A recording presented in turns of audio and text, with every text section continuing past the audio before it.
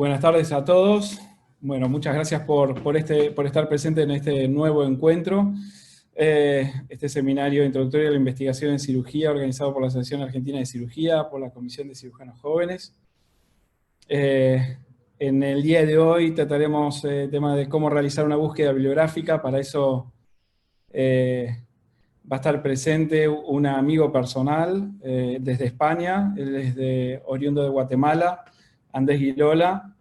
Trabaja en el Hospital Universitario La Sala Blesa de Zaragoza. Se desempeña como radiólogo intervencionista y también como investigador en esa institución. Los comentarios a su conferencia la va a realizar Federico Yassi, que es médico del Servicio de Cirugía General del Hospital Argerich. Andrés, mucha suerte, éxitos, y seguramente disfrutaremos de esta conferencia tuya. Muchas gracias. Voy a compartir mi pantalla. Muchísimas gracias a todos. Quiero agradecer a la organización de este curso, especialmente a Pepe Herrera por la invitación. Y para mí es un honor poder hablar de este tema, cómo realizar una búsqueda bibliográfica. No declaro tener ningún conflicto de interés y este será el índice de mi charla que intentaré hacer en 40 minutos. Por favor, espero que no vayan a tuitear una cosa así parecida, porque intentaré hacer lo más ameno posible.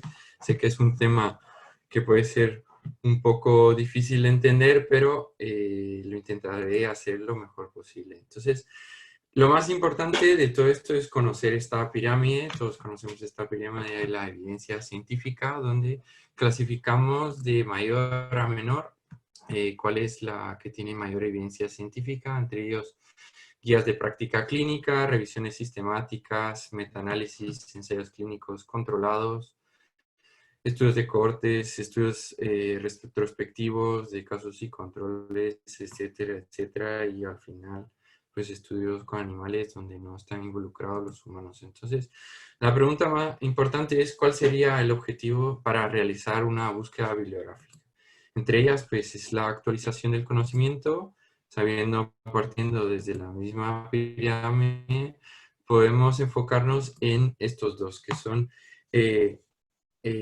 revisiones en el sentido de guías de prácticas clínicas, donde lo han revisado muchos científicos y han decidido cuál sería la mejor evidencia para hacer un tratamiento, o el tipo de revisiones sistemáticas o metaanálisis, ¿no? La guía de práctica clínica, pues, como ya lo saben, es un conjunto de instrucciones, directrices y recomendaciones que son desarrolladas de forma sistemática para ayudar a aquellos clínicos a tomar decisiones para una asistencia sanitaria específica. Luego, la revisión sistemática, pues, resume todos los resultados cuidadosamente de estudios que son diseñados, como son los ensayos clínicos controlados, y proporciona un alto nivel de evidencia en relación con la eficacia y tratamientos o intervenciones. Como podemos ver, este es un ejemplo de la librería Cochrane del tratamiento de plasma convalescente en pacientes con COVID, ¿no? Una revisión sistemática. La diferencia de una revisión sistemática y un metaanálisis es que el metaanálisis, pues, añade un punto más. El punto más es que añade un análisis estadístico que podemos ver que es un forest plot que determina qué estudio pues tiene más evidencia, y poder hacer una conclusión más fidedigna de los tratamientos distintos que pueden existir. Tiene un poder estadístico muy superior a los ensayos clínicos que incluye este tipo de estudios. Entonces, la actualización del conocimiento, pues actualmente los libros pueden ser considerados desactualizados, ¿no? El estudiar o actualizarse en ciertos temas con libros ya no se debe de hacer, debido a que la evidencia científica está en una constante evolución, y cuando un libro de texto puede ser publicado, probablemente ya esté desactualizado porque hay nueva evidencia científica publicada. Es por ello que los libros de alto impacto, libros muy comúnmente leídos, deben de actualizarse entre cada año o cada 2 años, ¿no?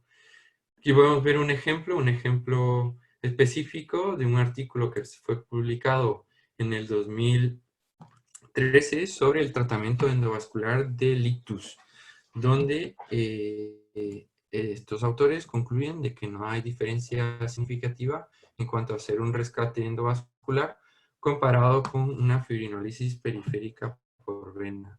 En contrario, un año después, en el diciembre del 2014, sale uno de los artículos más famosos publicados ambos en New England, que son los por Mr. Clean, donde indican que el tratamiento endovascular con trombectomía es efectivo en las primeras 6 horas y utilizado únicamente para aquellos ictus en circulación anterior. En menos de un año hemos visto el cambio donde no había evidencia y se seguían tratando los ictus cerebrales con fibrinólisis periférica a cambiar y evolucionar en todos los hospitales de todo el mundo, colocar un equipo específico para hacer rescates endovasculares de trombectomía en el ictus. Entonces, la actualización del conocimiento, la evidencia científica evoluciona constante y velozmente y tenemos que estar todos los días leyendo y buscando la nueva evidencia que hay científica en los temas de interés. Otro objetivo muy importante es donde me voy a centrar y creo que es lo importante de esta charla, es la investigación y la publicación. La investigación y la publicación de artículos también ayuda a los científicos o a los médicos a actualizarse en los conocimientos científicos actuales. ¿Por qué? Porque para una investigación es necesario leerse aproximadamente un mínimo de 20 a 50 artículos antes de poder publicar el artículo científico al que se está trabajando. Entonces, es muy importante saber de que no existe nunca un investigador nato que nace y ya sabe investigar y sabe publicar y publica muchas cosas. Simplemente que todos somos investigadores en potencia y que necesitamos pues trabajar en ello. Entonces es muy importante pues una frase de este señor Richard Feynman, donde dice que él es uno de los científicos más inteligentes. Dijo: yo era una persona ordinaria, estudié muy duro, y yo no creo que existen las personas milagrosas o personas genio.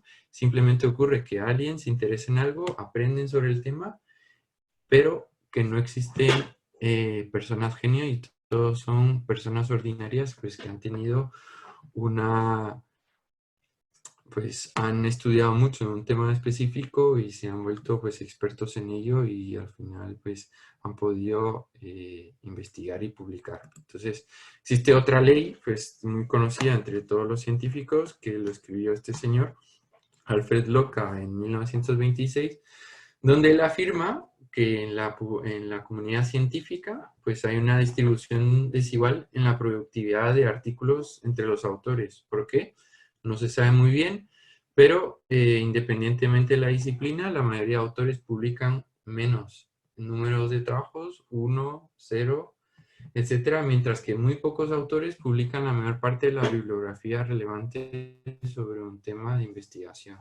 Entonces, como se puede ver en la gráfica, vemos como muchos autores tienen muy pocos trabajos y excepto pues muy pocos autores pues son los que han publicado más sobre un tema. Entonces, muy importante conocer lo de publicar o perecer. Entonces, o publicas o pereces en la comunidad científica y todos pues llamamos a una acción para poderlo hacer. Tenemos que empezar en algún momento, fracasar, volver a empezar, fracasar, tenemos una idea, la llevamos a cabo, fracasamos, seguimos, hacemos la investigación, fracasamos, no encontramos lo que queremos y seguir hasta que podemos publicar. Una vez publicamos, pues hemos aprendido en el camino cómo hacer la publicación, hemos aprendido cómo es la vida, pues al principio tenemos que gatear, caminar, nos pegamos golpes, etcétera, y vamos aprendiendo así los errores. Entonces, muy importante, pues esto, el publish or perish, ¿no? Entonces, un chiste de estos en la comunidad científica o en la comunidad universitaria, pues este señor pues no publicó, pues en tanto tiene que perecer, ¿no? Publicar o perecer, o si no publicas, pues al final eres un científico o un médico que nadie te conoce. Entonces, esto es muy comúnmente utilizado también en el ámbito universitario, que son una forma de medirte, decir, pues este profesor lo vamos a escoger en este puesto porque tiene tantos artículos, tiene tanto índice H de impacto, tantas citaciones, y esto es lo que nos va a ayudar a determinar pues la calidad de este profesor, entre comillas, por así decirlo, ¿no? Publicar y a tener una producción científica, o como este otro chiste, ¿no? Pues no publicó, así que pereció, ¿no? Es muy importante. Entonces, entre una de las preguntas es de investigación o del conocimiento también, es saber dónde buscar. Existen miles de bases de datos donde albergan todos los artículos bibliográficos, donde podemos ver que está Google Scholar, que actualmente se desconoce cuántas referencias bibliográficas existen, se está evolucionando a llamarse también uno de los Big Data que tiene tantas referencias bibliográficas, pero es muy difícil de valorar la calidad de estas publicaciones porque la mayoría de revistas o de artículos están incluidas sin tener un factor de impacto. Muy importante, es un acceso gratis, cualquiera puede acceder a ello y buscar. Y también en esta plataforma podemos saber cuántas veces un artículo ha sido citado y saber un poco el impacto de estos artículos sin estar incluido en el factor de impacto que les explicaré más adelante. Embase también es otra base de datos que alberga alrededor de 11 millones de referencias. Medline, Ovid, 13 millones de referencias, casi todos estos pues, son de pago. Lilacs, la literatura latinoamericana, al igual que el Cielo España es Cielo. PubMed o PubMed, como se le llame, pues es la más utilizada, pero es un acceso gratis.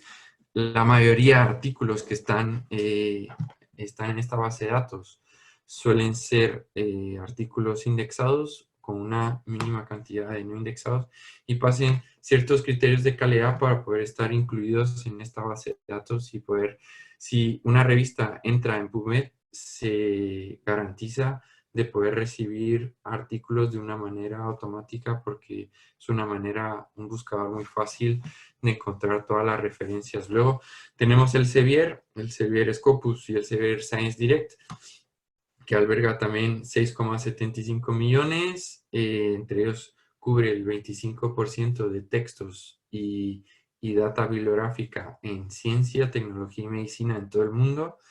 Y luego tenemos Web of Science, que son el monopolio del factor de impacto, es el que dice qué tiene o no, qué tiene calidad, en el Journal Citation Reports. Y muy importante también que esto es donde se valora cuántas citas bibliográficas tiene cada artículo y cada investigación y revista, ¿no? TRIP, muy importante esta base de datos porque cualifica la evidencia científica, sabiendo, pues este artículo tiene muy alta evidencia científica, haciendo referencia muy bien a la pirámide que les enseñé desde un principio. Y luego, esta base de datos que es Cochrane, que Cochrane es una base de datos que hace su investigación científica por ellos mismos, donde hacen más que todo revisiones sistemáticas de tratamientos y o metaanálisis, y es considerado de alto nivel de evidencia científica. Luego, pues otros repertorios o directorios que son de acceso libre o open access, donde alberga todas las revistas de open access o gratis para los lectores, ¿no? Entonces, muy importante, ya que sabemos esto, ahora cómo buscarlo, ¿no? Cómo buscar. Entonces, saber que existen dos tipos de fuentes. Están las fuentes primarias, que son los artículos originales, ensayos clínicos, cohortes. En estos ofrecen todo el desarrollo de la investigación muy detalladamente, y en algunos casos, pues, podemos encontrar dos tipos de artículos que son similares, pero que pueden ser contradictorios, ¿no? Como el ejemplo del tratamiento endovascular del ictus en el 2013 que se publicó, y luego se vio que los centros que fueron escogidos no eran centros especializados y necesitaban un equipo especializado para poder hacer este tratamiento, y se vio que el Mr. Clean pues ya fue el inicio de este tratamiento en el cual la mayoría de hospitales pues han ido involucrando este tipo de equipos para el tratamiento del ictus, porque ha sido muy efectivo. Luego las fuentes secundarias, que era como lo que se recomienda para la actualización científica, revisiones sistemáticas y guías de práctica clínica, donde hay una síntesis de información, siguiendo pues criterios metodológicos estrictos. Sabemos que esto lo han visto expertos, han valorado, han decidido pues esto sí, esto no, esto tiene más evidencia, sabemos esto, y por lo tanto ponemos pues esta es una recomendación 1A, 2B, etcétera, etcétera, donde sabemos que el tratamiento va a ser efectivo, estemos donde estemos y tengamos un problema con un paciente, digamos, tomamos la guía de práctica clínica, sabemos pues este será el tratamiento que tenemos que escoger y probablemente irá bien, ¿no? Recopila información de una o de más fuentes primarias. Entonces, todas las fuentes primarias, hacemos una conclusión y sacamos las fuentes secundarias. En cuanto a PubMed o PubMed, que es donde más voy a hacer hincapié, que es la que más utilizo y que es muy fácil de utilizar, empezamos donde saber cómo buscar. Entonces, lo más importante, conocer que hay una forma de nomenclatura específica para tratamientos, patologías, etcétera, donde se conoce como términos MeSH, Medical Subject Heading, que es un tesauro, diccionario tesauro en inglés, que incluye 26.000 términos y es actualizado anualmente sobre terminología médica. Entonces es muy importante saber cómo buscar con términos MeSH, porque eso nos va a garantizar poder abarcar bastantes temas, ¿no? Términos ordenados de manera jerárquica, y cuando no sabemos, pues, cómo realmente se puede tener el nombre de esta patología, a pesar de tener tantos sinónimos, pues buscamos aquí en los términos MeSH. Muy fácil, estamos en PubMed, utilizamos el término MeSH, en este caso utilizamos un hemorroides, y sabemos pues que nos da la definición y nos puede desglosar entre todo este tipo de subcategorías que al hacer clic en esto podemos añadirlo en esta caja de buscador y poder añadir más búsquedas para poder hacer la búsqueda en PubMed. En este caso, pues, sabemos la definición, hemos tenido la definición, y las subcategorías en donde está incluida hemorroides en enfermedades rectales, intestinales, gastrointestinales, pero también está incluido en otra subcategoría como enfermedades vasculares y cardiovasculares. Entonces, en este lo añadimos a la caja, añadimos el AND, que es un término, que son los términos de búsqueda booleana, que podemos aprender a buscar, y es necesario saber buscarlo, como este ejemplo, donde vamos a buscar perros y gatos, o cachorros y cachorritos de gatos, incluyendo ambos términos, utilizamos el término AND. Cuando vamos a utilizar el término OR, es que queremos decir o buscamos perros o gatos, o ambos, pero incluyendo ambos definiciones. Y cuando usamos el NOT, porque queremos que no se incluya gatos, pero se incluya solo perros, pero rechazamos cuando esté perros y gatos. Entonces, muy importante conocer este tipo de términos, lo vamos añadiendo. Entre este caso, pues vamos a buscar embolización terapéutica, y sabemos también las subcategorías que podemos tener, lo añadimos a la búsqueda, añadimos el buscador booleano AND, y nos va a tener el resultado de ambos hemorroides más embolización. Luego otra recomendación que les puedo dar es tener una cuenta en PubMed, muy importante porque nos ayuda a manejar muchas cosas que les aconsejo de que se pueda entrar y buscar ahí. Y la verdad es que hay muchos tutoriales en internet para saber cómo manejarlo, y al aprender a manejar nos ayudará a hacer una búsqueda más efectiva. Entonces, en mi dashboard podemos ir a filtros. Entre estos filtros nosotros podemos manejar cualquier filtro que nosotros querramos. Nos deja tener 15 activos, y entre estos pues he escogido estos para poder hacer mi búsqueda más efectiva. Entonces busco cirugía colorectal y tengo 74.500 resultados de esta búsqueda. Pero si quiero ser un poco más minucioso y saber cuáles han sido introducidos en hace 2 años, pues simplemente voy a clicar aquí y ya sé que van a haber 12.000, o quiero saber cuáles son las guías de práctica clínica sobre la cirugía colorectal, 231, entonces voy reduciendo, o quiero saber pues cuáles de estos artículos están publicados en español, muy fácilmente, para poder evitar leer 74.000 artículos, ¿no? Entre otras cosas muy importante es aprender a hacer una estrategia sistematizada de búsqueda. En todos los artículos, casi ninguno exigen saber determinar cuál ha sido la estrategia de búsqueda, excepto en revisiones sistemáticas o metaanálisis, que utiliza este tipo de checklist para poder escribir estos tipos de artículos, que es el Prisma, ¿no? Presenta una estrategia de búsqueda electrónica completa, por lo menos utilizando una base de datos, incluyendo unos límites utilizados, de modo que cualquier autor pueda repetir esta búsqueda y poder tener un resultado parecido. Siempre hay que ser muy minucioso para hacer o sistematizado para realizar una búsqueda, y siempre utilizar palabras clave, como serían los términos mesh, pero también en algunos casos pues utilizar sinónimos para garantizar encontrar la mayor evidencia posible, y siempre utilizar la búsqueda booleana, ¿no? Entonces aquí podemos tener un ejemplo, como ya les había enseñado, una revisión sistemática de plasma covalente para el tratamiento de COVID, y entre ellos en el apéndice 3, en la búsqueda de PubMed, pues tenemos esto, ¿no? Ven cómo pueden buscar todos los sinónimos para poder nombrar el coronavirus, donde utilizamos el OR, ¿no? Que puede ser esto, o esto, o esto, o esto, y luego fueron uniendo hasta obtener pues el resultado de todas las publicaciones, para poder garantizar tener todas las publicaciones que incluyan coronavirus más el plasma coalescente o hiperinmune para el tratamiento de esto.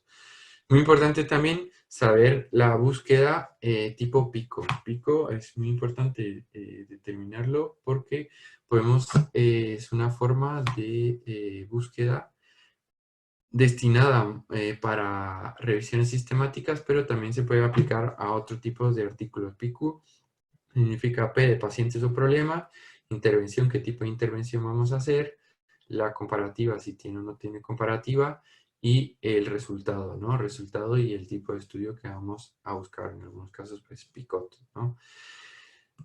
Siguiendo de investigación y publicación, ¿cuáles son los criterios? Una vez sabemos cómo buscarlo, lo hemos encontrado, y una vez encontrado, pues tenemos que discernir si realmente es de calidad o no este artículo. Entonces, ¿cuáles son los criterios más importantes para evaluar un artículo científico?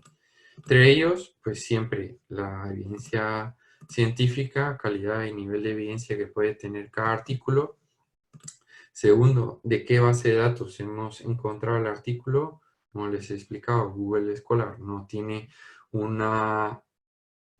incluye muchos artículos que no tienen criterios de calidad muy explícitos, por lo tanto podemos tener artículos que no hayan sido revisados, o que han sido publicados muy rápidamente, o que no estén con un factor de impacto a la revista, etcétera, ¿no?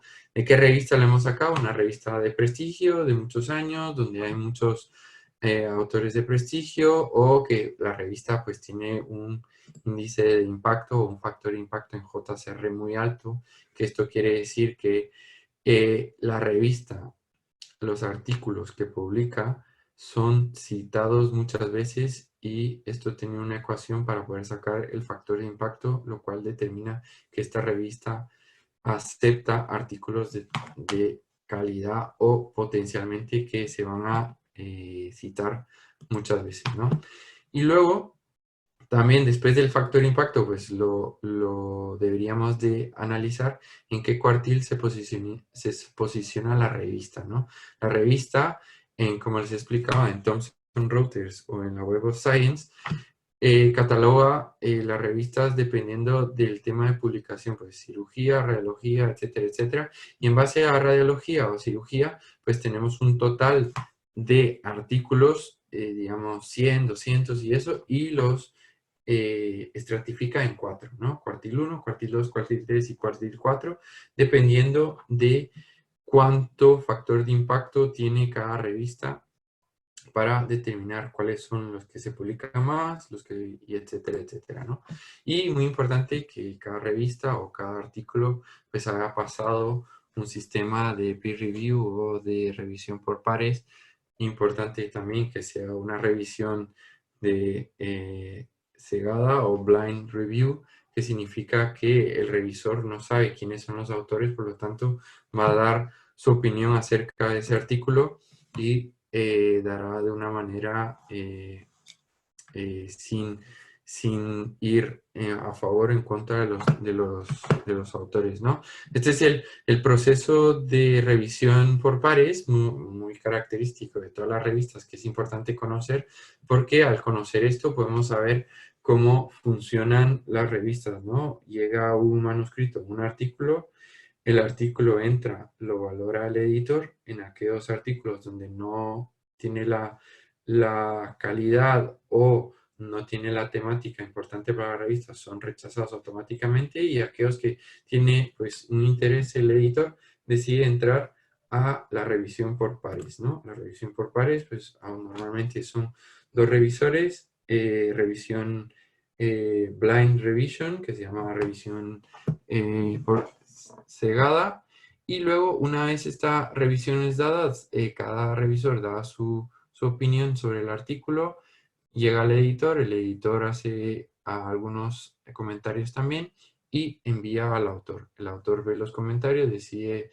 pues se acepta con revisión menor o rechazo, ya el artículo será rechazado, o se hacen cambios y una vez hechos los cambios pueden ir otra vez a los revisores, hacer de nuevo esto cuantas veces sea necesario, normalmente son 2 veces, y luego de esto pues se rechaza o se acepta el artículo, ¿no? Entonces es muy importante saber de que si un artículo ha pasado este control de calidad, pues muchos de los artículos que no tienen calidad o que no tienen una metodología normal o adecuada, pues van a ser rechazados, y eso garantiza pues evitar tener artículos de mala calidad en las revistas.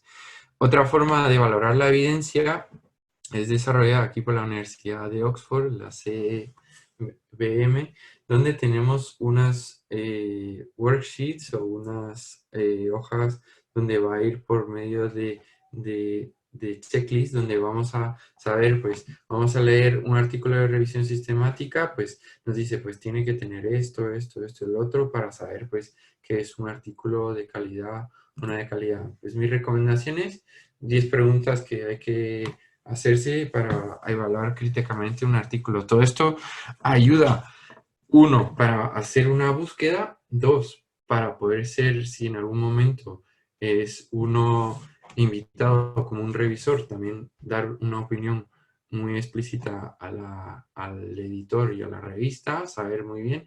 Y tercero, para ser incluido en una publicación propia o una publicación de un equipo de investigación, ¿no? Entonces, primero, que si el artículo es relevante para la temática, ¿no?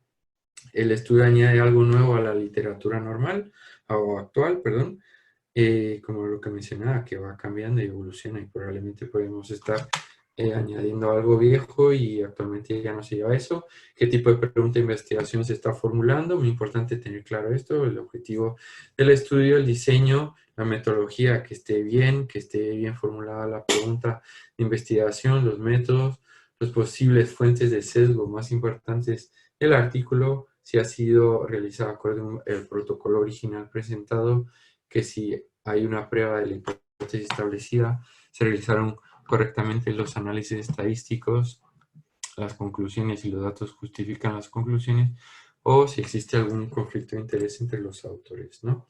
Ya que hemos encontrado, sabemos buscar, sabemos detallar muy bien el artículo, pues ahora que tenemos esto, pues tenemos que saber cómo ordenarlo. Entonces, cómo organizar estos artículos, pues también hay muchos programas donde ya actualmente se hace de una manera muy fácil. Entre ellos, los más importantes que puedo mencionar, pues son estos tres.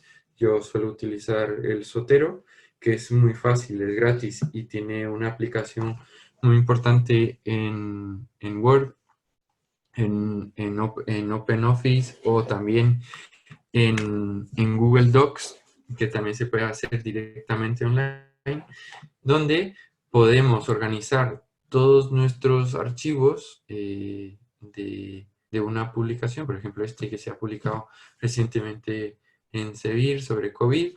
Tenemos todos los artículos que se han tenido que analizar y automáticamente estos son archivados aquí en metadata, donde podemos tener unas notas donde añadir comentarios y decir, pues este artículo se refiere a tal, etcétera, etcétera, y automáticamente ayudarnos a poder referenciarlo en el artículo muy fácilmente. Y luego, cuando estamos escribiendo el artículo, automáticamente podemos añadir una citación y nos va actualizando los números, o al final directamente decir, añadir toda la bibliografía que hemos utilizado y nos lo hace automáticamente ordenándolo, aunque hayamos cambiado algún número, automáticamente nos lo va actualizando, ¿no?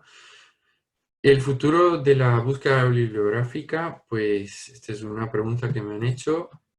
Yo creo que el futuro pues será por la inteligencia artificial, ¿no? Aquí es un pequeño chiste, ¿no? La inteligencia artificial, esperemos que nunca llegue Skynet, que Google no se convierta en Skynet nunca y tengamos el apocalipsis de estos, pero muy importante saber algo sobre esto, ¿no? ¿Será que la inteligencia artificial va a escribir papeles científicos o artículos científicos en el futuro? Encontré esto en ResearchGate. Se me olvidó comentarlo de ResearchGate en la base de datos, que también ResearchGate es una base de datos tipo una red social donde podemos incluir nuestras publicaciones científicas.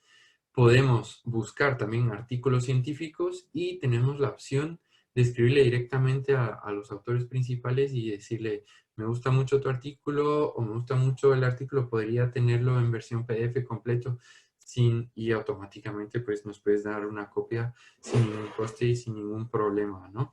Entonces, buscando en esto también pues hay pues chats o foros donde hablan de esto y entre esto hablaban creemos que la inteligencia artificial puede escribir artículos y entre estos pues hablaban de este programa, ¿no? Este programa es un programa que genera automáticamente, uno escribe los autores y genera un artículo ficticio donde tiene una estructura específica en un artículo donde habla de un tema y esto lo hicieron como un programa de broma para enviar artículos o enviar presentaciones tipo póster a congresos o lo que sea, y valoraron si realmente había una revisión por pares donde entraba y determinaba si realmente los artículos eran de calidad o no. Pues era una broma, pero ya empezamos con una automatización para generar papeles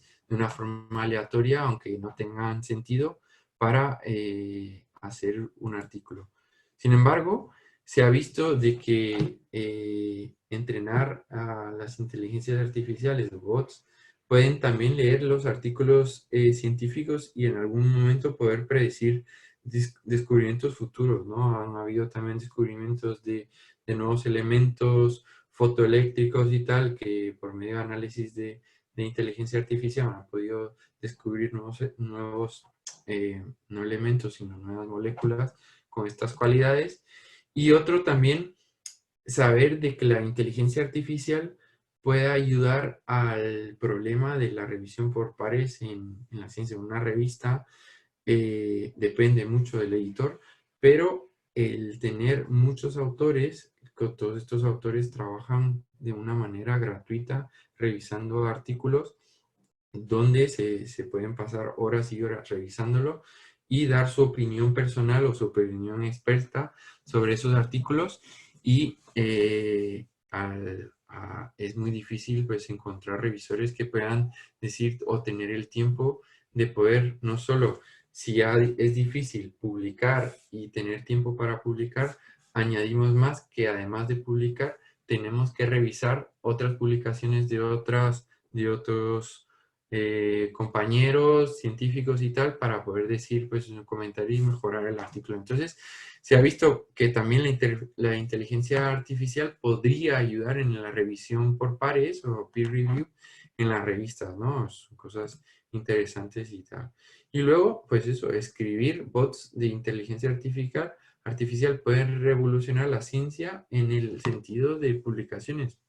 Podrán en algún futuro ellos mismos hacer revisiones sistemáticas buscando de Big Data, buscando de Google Scholar y decir, pues este tema, y dar una conclusión sin tener la necesidad de que lo escriba pues un humano, y que en vez de pasar tantas horas buscando, pues lo hace automatizado una máquina. Y luego encontré esta compañía que también estaba en ResearchGate, donde es una compañía que te ofrece un plan para utilizar toda, o una manera de organizar toda tu investigación, añadirla en bloques, saber cómo investigarlo, poder tener una relación más internacional, porque no hay que tener reuniones ni nada, todos tienen acceso a todos los archivos, pero una de sus opciones que tiene en el programa es automáticamente, al poder tener ya los artículos incluidos, cuáles han sido los experimentos, tal, es venir y al terminar todo eso, decir, quiero escribir el manuscrito. Entonces, se le da clic en el escribir mi manuscrito y automáticamente la inteligencia artificial en 24 a 72 horas te da un manuscrito hecho y te lo escribe todo: introducción, material y métodos, resultados, conclusiones, y pues no es que sea directamente para publicarlo, pero te quita mucho tiempo de poder hacerlo. No he tenido la oportunidad, esto lo he descubierto ahora haciendo esta charla, y la verdad es que pues yo creo que esto va a ser el futuro, ¿no? Esta es mi charla, les agradezco mucho su atención. Quiero hacer un poco de propaganda y tal, así tenemos un máster de investigación vascular aquí en Zaragoza por el grupo de investigación GIDMI, para los que quieran. También soy el editor de esta revista, que es una revista de intervencionismo para latinoamericanos y españoles de técnicas mínimamente invasivas, para los que quieran enviar su artículo, y pues este es el grupo de investigación para todos aquellos que estén interesados, y muchas gracias por su atención. Muchísimas gracias, doctor. A mí me gusta sacarle una foto a las diapositivas que me parecen interesantes, y creo que de su charla le saqué una foto a todas las diapositivas, incluida los chistes. Me pareció que fue muy clara la charla, y todo lo que dijo valió la pena. Les quiero recordar que los que tienen preguntas pueden hacerlas a través del chat, y le voy a dejar la palabra a Federico para que le haga los comentarios. Perfecto, muchas gracias. Bueno, buenas tardes. Te felicito, Andrés, por la charla. Primero quiero agradecer a la Comisión de Cirujanos Jóvenes por la invitación, al comentario. Fue una charla muy práctica, muy concisa, y estuve analizando y por lo menos más del 50% de lo que hablaste no lo sabía, lo cual me aportó muchísimo. Y creo que lo rescatable dentro de lo que es cómo realizar una búsqueda bibliográfica, en la primera clase, doctor Chendes dijo algo muy interesante, o por lo menos que me quedó muy marcado, y es que no es necesario que todos seamos investigadores, que hay un grupo de cirujanos que realmente nos tenemos que dedicar a lo asistencial, pero eso no quita que como no fuimos picados por el bichito de la investigación o de la curiosidad, no tengamos que saber cómo realizar una buena búsqueda bibliográfica, porque es importante para mantenernos actualizados y trabajar con evidencia. Entonces, creo que esta charla está muy buena porque va dirigida al cirujano que quiere hacer investigación, al que solo se dedica a lo asistencial, o al que tiene la suerte de realizar las dos cosas, que es investigación y cirugía.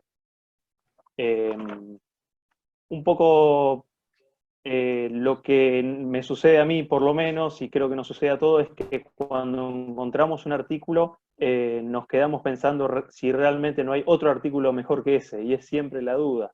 Encontramos un artículo excelente y después nos damos cuenta que hay otro mejor, con mejor nivel de evidencia, y un poco mi pregunta ya está respondida, que es ¿cuál va a ser el futuro en búsqueda bibliográfica? Si realmente la tecnología nos va a ayudar a disminuir la cantidad de tiempo que nos lleva seleccionar el mejor artículo para determinado tema. Y bueno, un poco me pareció muy interesante la búsqueda de información sobre los nuevos motores de búsqueda o cómo la tecnología nos va a ayudar. Y un poco quería saber la opinión de usted sobre el acceso universal a todos los artículos científicos, como vimos que sucedió en la pandemia, que sucede una pandemia y todos tuvimos el acceso a todos los artículos, independiente si uno trabaja en una institución pública o privada. Sabemos que detrás de las publicaciones hay un negocio, pero también el conocimiento de alguna forma en algún momento tendría que ser universal. No sé cuál es su opinión al respecto. Bueno, yo creo que fue muy importante durante la pandemia el poder tener libre acceso a todos estos artículos, porque realmente nos enfrentábamos a un virus completamente nuevo, nadie sabía cómo tratarlo. Empezamos a ver, pues, los chinos empezaron con este tratamiento y tal, y se empezó a ver cómo artículos iban siendo publicados diciendo, pues a mí esto fue lo que me funcionó, mejoraron tanto los pacientes y todos entramos a eso.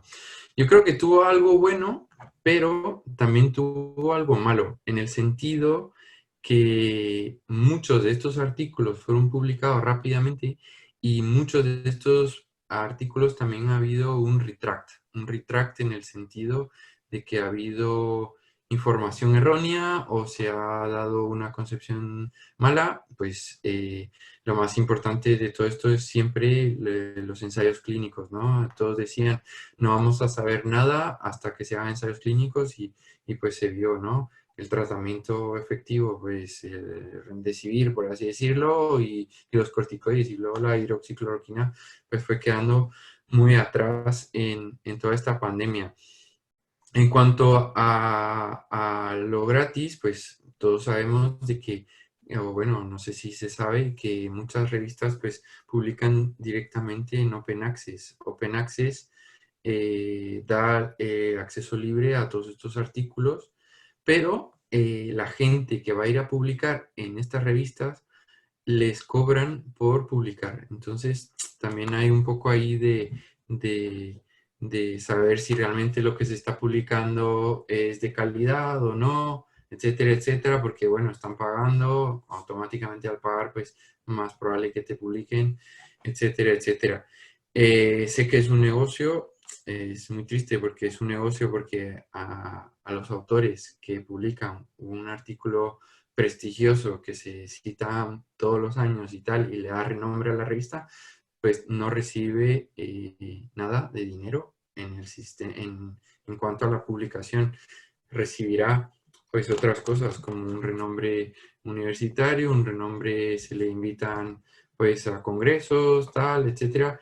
Pero en cuanto a ser un artista, como así decirlo, un artista de música y tal, que él genera una canción, pues no recibe nada de eso. Y luego, como decía, lo de los revisores, que también era muy importante, los revisores son gratis y tampoco reciben nada. Entonces, yo creo que yo he visto ahí una pregunta que dicen que qué se opina sobre esta página rusa de Sihub, ¿no? Pues Todos cuando encontramos eso fue como, pues yo tengo acceso, desde la universidad tengo acceso a poder buscar ciertas revistas y eso, pero cuando encontraba un artículo que me llamaba mucho la atención, pues tenía que esperar un montón de tiempo, saber dónde ingresar para poder o buscar mi usuario de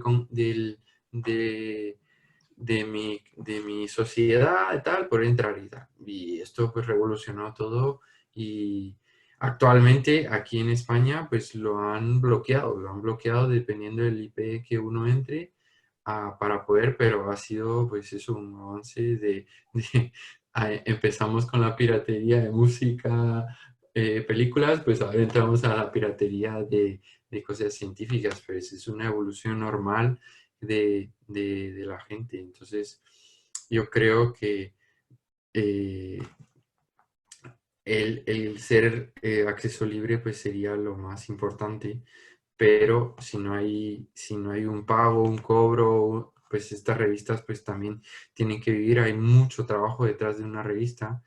Y yo que soy el editor de esta revista de intervencionismo que lleva bastantes años, pues nos ha costado muchísimo.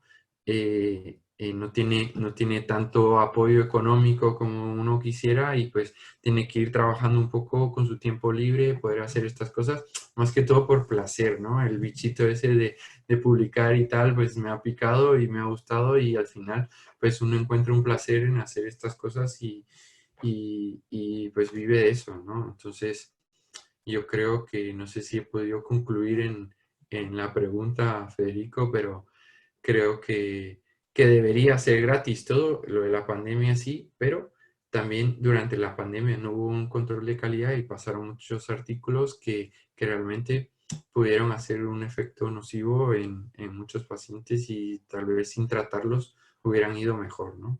Esa es mi opinión acerca del tema.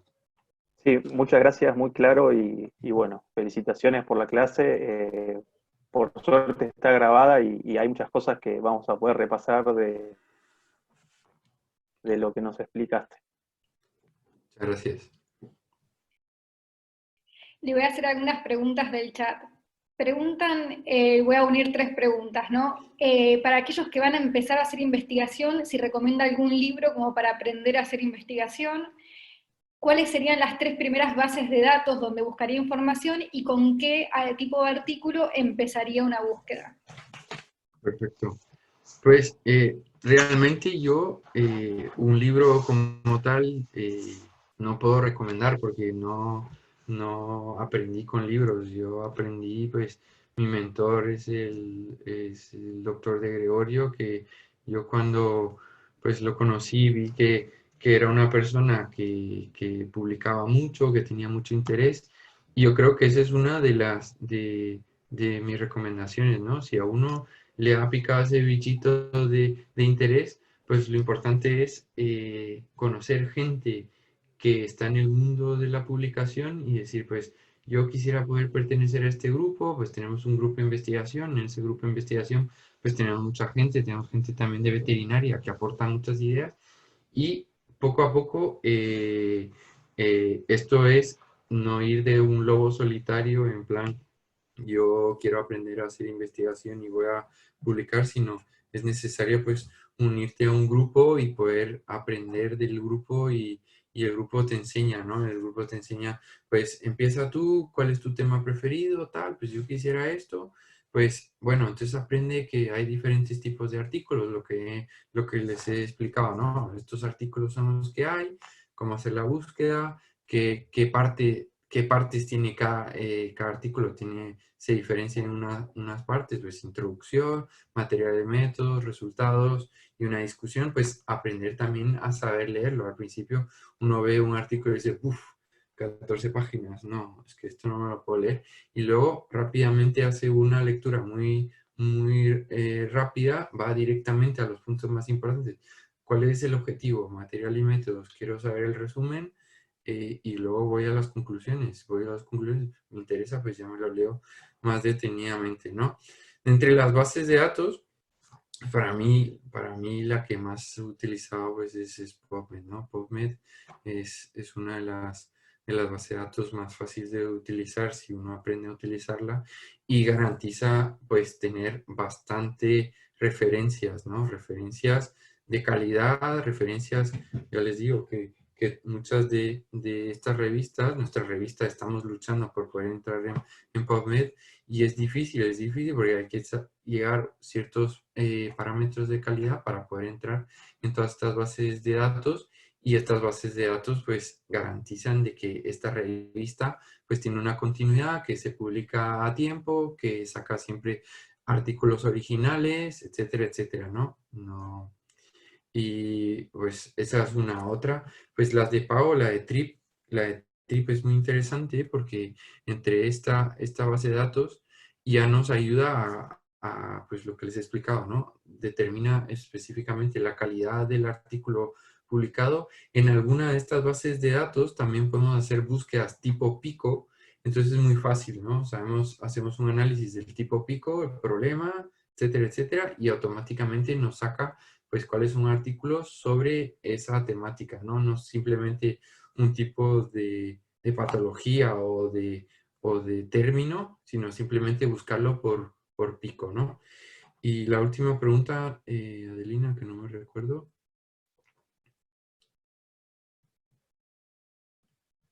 ¿Qué tipo de artículos? Creo que era... Sí, ¿no? Sí. ¿Qué tipo de artículos? Pues... ¿Con qué tipo de artículos recomienda empezar una búsqueda? Una búsqueda. Siempre es muy importante, depende de la búsqueda, el objetivo que queremos hacer, ¿no? Conocimiento, hacer pues más conocimiento, prácticas clínicas, tener pues fuentes secundarias, ¿no? Fuentes secundarias, guías de práctica clínica o revisiones sistemáticas y metaanálisis. Si queremos hacer una publicación, pues ahí ya tenemos que hacerlo todo siguiéndolo a la pirámide, ¿no? La pirámide es muy importante saber, no todas las temáticas van a tener un metaanálisis o una revisión sistemática, que es lo que quisiéramos, o una guía de práctica clínica, pero podemos, más que todo, ensayos clínicos aleatorizados, donde van a comparar pues dos grupos, donde es prospectivo, multicéntrico, etcétera, etcétera, que es lo que todos queremos, y como científicos quisiéramos poder pertenecer a un artículo de este tipo, de estar en el New England, y de ahí para abajo, pues ir para abajo, estudios prospectivos,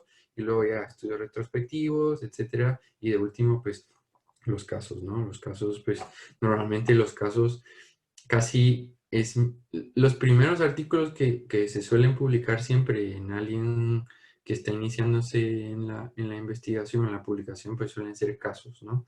Es lo más fácil de hacer, pero normalmente estas revistas ya no aceptan casos clínicos. Tienen que ser casos clínicos muy, muy específicos, muy raros, donde pueden dar algo, ¿no? Uno de mis primeros artículos, pues, fue en un artículo de cirugía, pues, fue una imagen clínica, y las imágenes clínicas, pues, algunas veces se publican como un caso clínico o como una carta al editor, ¿no? Pues, se publica, pues, esta es la imagen clínica, una foto de radiólogo de una colecistitis enfisematosa, pues, lo más común que hay, pero como era bonita y tal, y muy didáctica, pues, fue publicada, y pues, te llevas el gusto ese de decir, pues, mi trabajo y eso fue, lo pude hacer, ¿no? También leo una pregunta, perdón, que eso sobre el UpToDate, ¿no? Sobre bases de datos del UpToDate, que no lo he mencionado. El UpToDate también es una fuente secundaria, porque es como que fuese un Wikipedia, ¿no? Un Wikipedia médico. Estos son unas bases de datos, no de artículos, pero de temas específicos donde han habido una revisión por expertos donde revisan el tema y hacen una síntesis específica de un tema con su tratamiento, etcétera, etcétera, para el médico en apuros, por así decirlo. Necesito información rápida sobre un tema especial, pues voy a UpToDate, ¿no? UpToDate, pues tienes que pagar, obviamente, pero podemos tener una información muy rápida. Normalmente no suele ser tan actualizado, porque suelen tener citas bibliográficas desactualizadas, no, pues son gente que está trabajando en ello, pero suele ser pues, en formación secundaria donde ha habido un control de calidad y ha pasado y ha podido hacer una síntesis de estos tipos no artículos, sino un tema específico, ¿no? Patología biliar, ¿no? Colecistitis, etc. Le vuelvo a unir 3 preguntas. Una dice que cuando va a hacer un trabajo científico entre varios autores, si hay uno solo destinado a hacer a la búsqueda bibliográfica o más de uno. ¿Cuánto tiempo antes, por ejemplo, de hacer una ponencia en un congreso de este trabajo, o sea, digamos, con cuánto tiempo de antelación empiezan a prepararlo? Y si hay un número mínimo de trabajos que tienen que tener, digamos, como bibliografía para un paper. Perfecto. Pues dependiendo del grupo, normalmente en algunos artículos, en la primera pregunta sobre la búsqueda bibliográfica, en algunas revistas, los editores solicitan que cada autor indique cuál ha sido el papel o el rol que ha jugado en ese artículo, ¿no? Muchas veces, pues, se puede saber de que existen 2 o 3 personas que son como los importantes que hacen todo el artículo y de repente, pues, le debo favor a tal, le debo favor a cual y empiezo a poner a autores y tal y ya está y al final, pues, es así, ¿no? Relleno de cantidad de autores que tal, normalmente te dejan poner 6, 8 en un artículo y así es pues una guía de práctica clínica, pues pueden haber 1000 o un ensayo clínico también, un montón, ¿no? Normalmente pues la búsqueda bibliográfica la hace el autor principal, ¿no? El investigador principal, el que lleva la batuta de la investigación, el que ha tenido la idea, normalmente es el que hace la búsqueda y dice pues eso. En otros casos también puede tener una ayuda, decir pues tengo alguien que me está ayudando, por favor tú busca sobre este tema, yo voy a buscar sobre este otro tema y luego hacemos un poco de síntesis de qué es la evidencia que hemos encontrado. No hay reglas en el juego, esto es cada quien en su propio grupo puede establecer las reglas y también saber de que en cada grupo pues hay personas que tienen unas cualidades para unas cosas, para el que está destinado para hacer la estadística, la metodología, que suele ser pues alguien, etcétera, el que suele escribir muy bien, luego el que hace la redacción, el que lo traduce al inglés, el que hace pues el ordena todo, etcétera, el que retoca las imágenes, pues así, ¿no? Es un poco buscar cada quien cuáles son las cualidades de cada grupo y a ir rotando o ir aprendiendo, que es lo más importante, ¿no? Esa es como la forma didáctica a aprender, a publicar, pues es eso, es meterte, tirarte al agua y pues te toca aprender a nadar y al final pues publicas. El tiempo antes de presentar, pues nunca hay un tiempo específico, pero es cada quien el tiempo que uno tenga. Normalmente esto se hace en tiempos libres. Aquí en España, pues no, en muy pocos lados te pagan por tener una producción científica a comparación de Estados Unidos, donde pues tienes un tiempo destinado en tu tiempo de trabajo para hacer investigación, pues aquí pues haces tu tiempo libre, ¿no? Y pues es tener objetivos, ¿no? Quiero publicar un póster en tal congreso, pues dependiendo también de la investigación que queramos hacer, ¿no? Si queremos hacer una revisión retrospectiva de pacientes sobre pues también un poco cuánto tenemos acceso a las historias clínicas, que nos puede ayudar, cómo hacer las tablas de variables, etcétera. Pero nunca hay un tiempo estimado. Normalmente siempre hay que escoger un objetivo principal, ¿no? El objetivo principal es, voy a hacer un artículo de esto, pero en el camino puedo ir publicando algunos datos, digamos, llevo estos datos sobre esta investigación principal que es el objetivo, pues publico un póster en tal congreso, o publico pues otra comunicación y tal, etcétera. En algunos casos no es compatible porque se llevan las imágenes, se lleva el congreso, pues eso, y a veces pues hay que saberlo hacer bien, ¿no? Tampoco es necesario hacer, como se llama aquí, el término de publicación en salami o en chorizo, que tenemos una investigación o un objetivo y vamos a cortar toda la investigación y vamos a sacar pequeños artículos de todas las cosas. Y no, pues es intentar pues hacer un artículo de calidad. Y el número mínimo de artículos de referencias, pues si se meten tenemos una idea de investigación, ¿no? Vamos a investigar esto, vamos a hacer esto y vamos a hacer este artículo original para esta revista. Entonces, mi opinión es siempre, sabemos a qué revista es donde vamos a publicarlo, pues nos metemos en esa revista, sabemos cuáles son los criterios que nos pide la revista según el tipo de artículo que tenemos. En los originales pueden haber un mínimo de 20 o máximo de 40 referencias, y después tipos de artículos como revisiones, que normalmente no suelen aceptar porque los artículos de revisión son solicitudes específicas a autores que han hecho mucha publicación sobre un tema especial. O sea, uno cualquiera sin renombre y tal no puede venir y empezar a publicar un tipo de artículo de revisión. Y pues eso, ¿no? Saber bien la revista donde vamos a ir a publicar y leer bien cuáles son los criterios de cada revista, y ahí específicamente nos dicen cuánto es el mínimo. Normalmente suele ser el máximo de referencias que podemos incluir. Recuerden que las referencias en los artículos es lo que mueve un poco la comunidad científica, ¿no?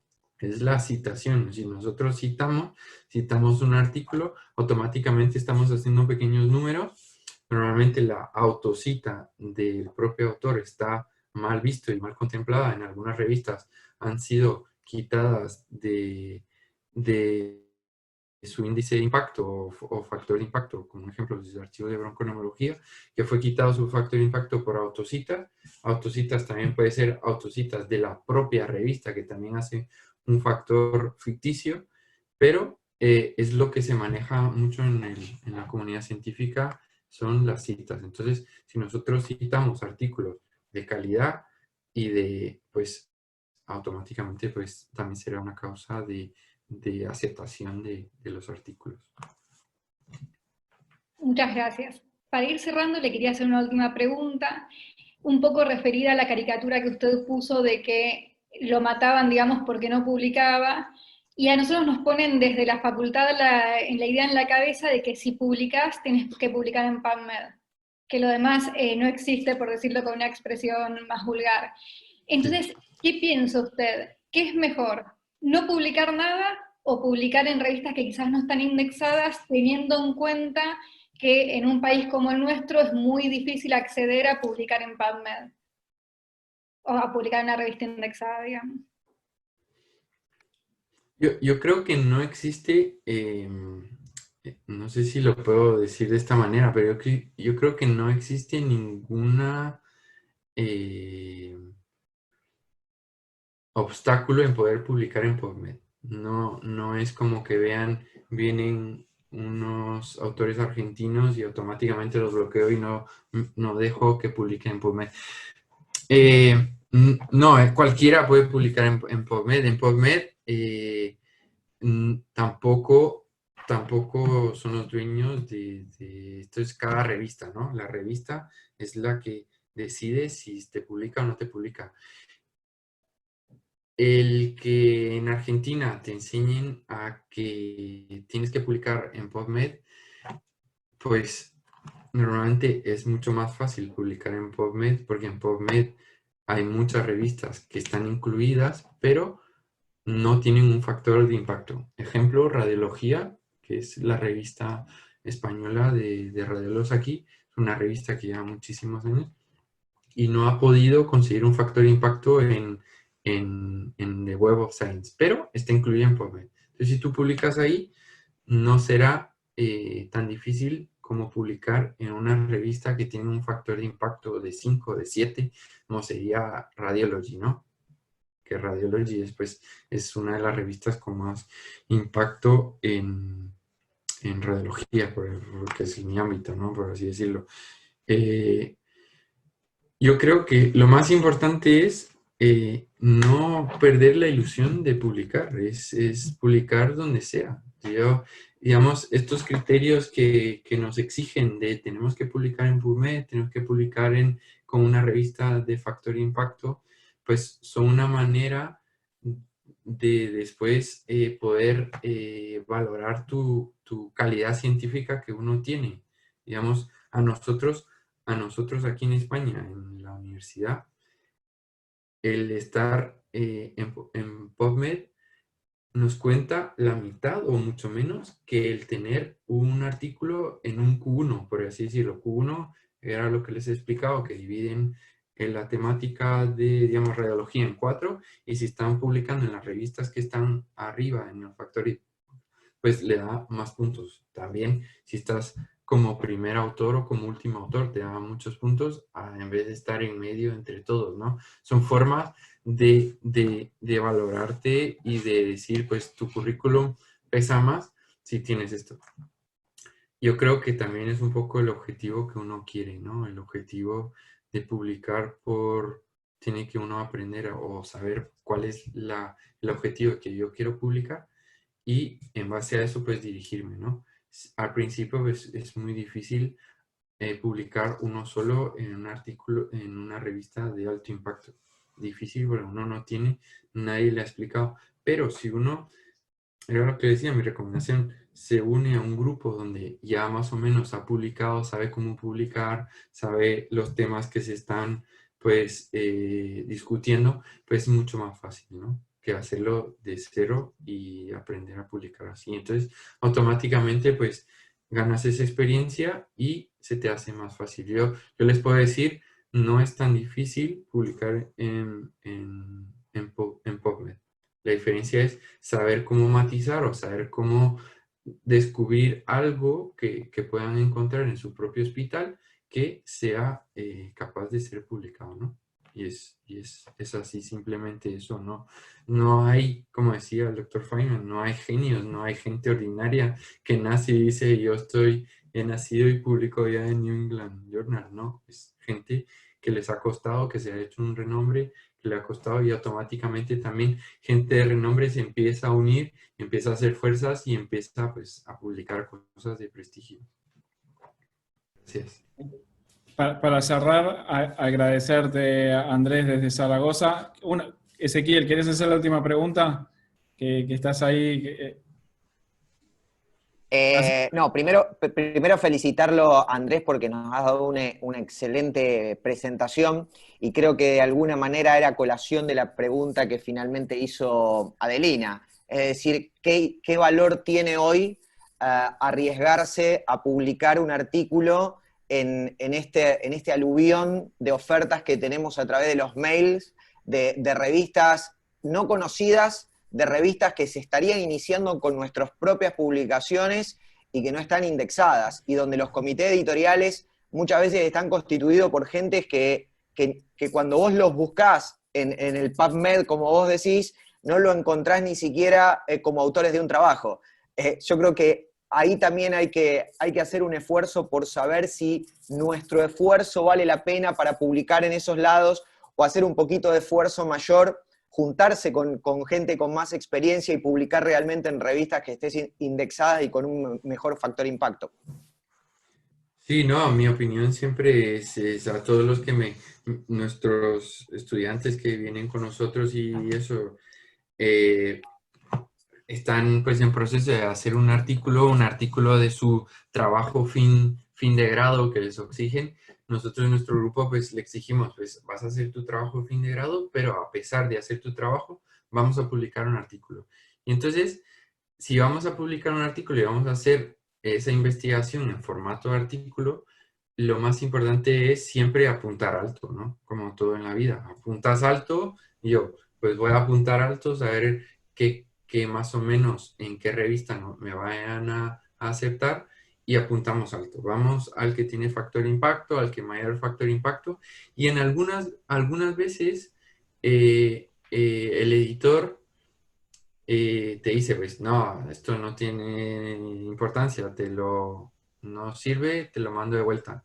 Pero algunas veces puede entrar en la dinámica de la revisión por pares. La revisión por pares automáticamente ya gasta tiempo en la revista y los revisores para poder revisar, con valga la redundancia, revisar ese artículo, y aunque sea rechazado, te da unas opiniones que tal vez tu grupo no había podido valorar o no había podido hacer. Entonces, ayuda a mejorar un poco ese artículo, decir, bueno, aquí lo hicimos mal, tenemos que cambiar un poco, pues utilizamos las opiniones de esos revisores y decimos, pues, otra revista que se parezca a esta que hemos enviado. Digamos, un ejemplo que tengo yo, que tenemos los regalos intervencionistas, es, pues primero tiramos a Radiology, ¿no? Es el que tiene más impacto. Y luego ya nos vamos a revistas específicas de radiología intervencionista, pues sería el JVIR, que son de los americanos,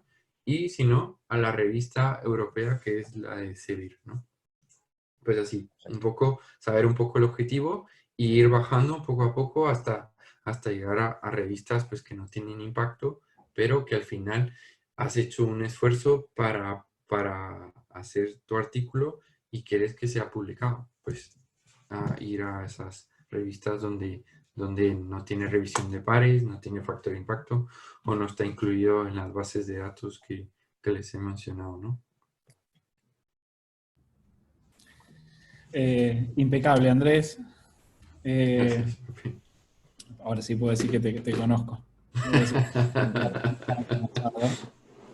Conozco el trabajo que hace Andrés y la capacidad de que es impresionante y tuve la dicha de trabajar con él, así que Andrés, nuevamente gracias por el tiempo que te has tomado a esta hora de España en estar con nosotros. Federico, muchas gracias por tus comentarios, súper oportunos. Adelina y Ezequiel coordinando. Gracias, Matías, también por el lugar como director y seguiremos en el próximo encuentro con el doctor Ocampo, así que no se olviden, como le dijo Adelina, van a estar todas las conferencias en la página de la Asociación Argentina de Cirugía. Quiero volver a agradecerles tanto al doctor Andrés como al doctor Federico por haber participado hoy y recordarles a todos los que quieran volver a ver la charla que a partir de la semana que viene va a estar en el canal de YouTube de la asociación, donde están subiendo todos los webinares de la asociación, así que si se pierden algún otro también lo pueden ver. Y que el martes que viene tenemos el quinto encuentro, que es cómo escribir un artículo científico, que lo va a dar el doctor Carlos Ocampo, que es el jefe de servicio de mi hospital, y esta vez va a ser a las 5 de la tarde, así que no se olviden de inscribirse. Gracias, Andrés. Gracias, Andrés. Encantado. Muchas gracias.